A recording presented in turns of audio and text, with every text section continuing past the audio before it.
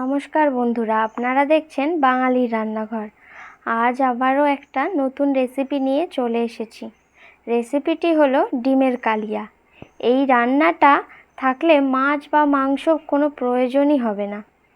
আরও ভালো ভালো রেসিপি দেখতে হলে চ্যানেলটি সাবস্ক্রাইব করে দিন। ডিমের কালিয়ার জন্য নিয়েছি সেদ্ধ করে রাখা 5 পিস ডিম,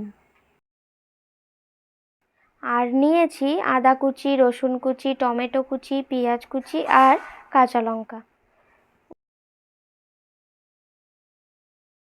এবার একটা মিক্সিং জারের মধ্যে টমেটো কুচি, রসুন কুচি আর আদা কুচি দিয়ে পেস্ট করে নেব।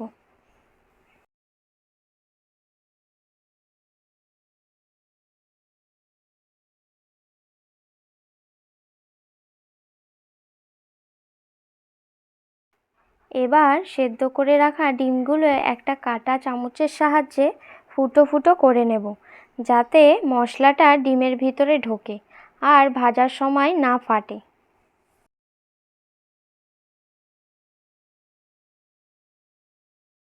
এবার ডিমগুলোকে নুন হলুদ মাখিয়ে নেব।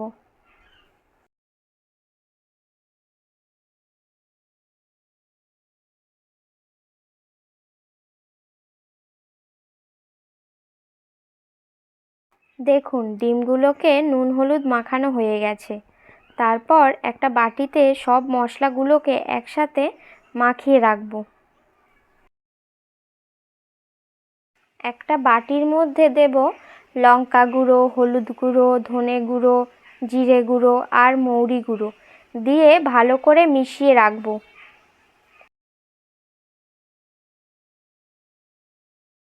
গুঁড়ো মশলাটাকে অল্প একটু জল দিয়ে মাখিয়ে রাখবো।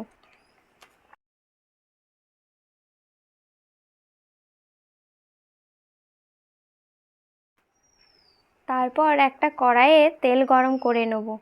তেলটা গরম হয়ে গেলে নুন হলুদ মাখানো ডিমটা ভেজে নেব।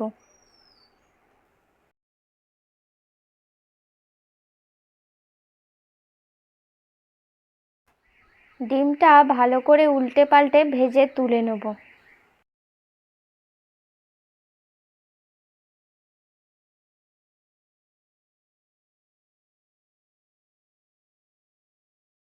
ওই একই তেলে ফোড়ন দিয়ে দেব। ফোড়নের জন্যে দেব একটা শুকনো লঙ্কা, দারচিনি, এলাচ, লবঙ্গ আর জিরে।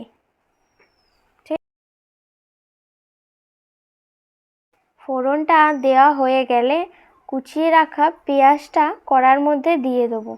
একটু নুন দিয়ে ভালো করে ভেজে নেব। এখানে নুনটা আমি দিলাম যাতে পেঁয়াজটা তাড়াতাড়ি ভাজা হয়ে যায়। সঙ্গে কাঁচা লঙ্কাটাও আমি দিয়ে দিলাম।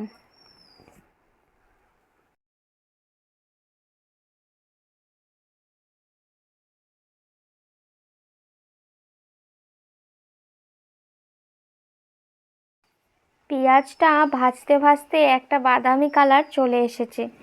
এবার দিয়ে দেবো পেস্ট করে রাখা টমেটো, আদা, রসুন। যতক্ষণ না মশলা থেকে তেল ছাড়ছে ততক্ষণ কষতে থাকবো।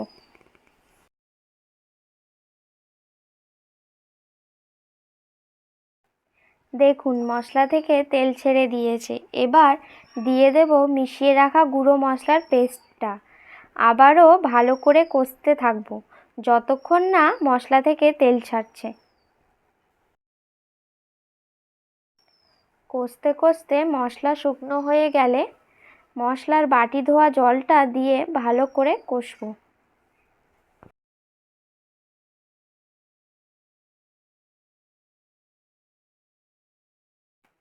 দেখুন, মশলা থেকে তেল ছেড়ে দিয়েছে, মশলাটা কষা হয়ে গেছে।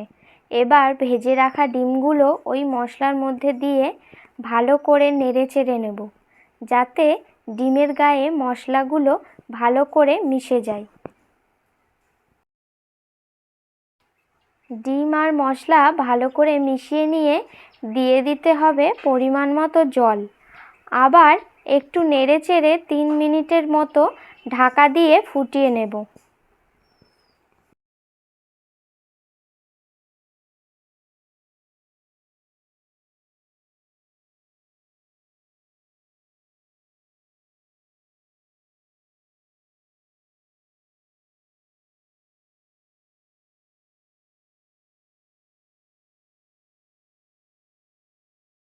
দেখুন বন্ধুরা, ঢাকনাটা খুলেছি আর ডিমের কালিয়াটা কত সুন্দর লাগছে।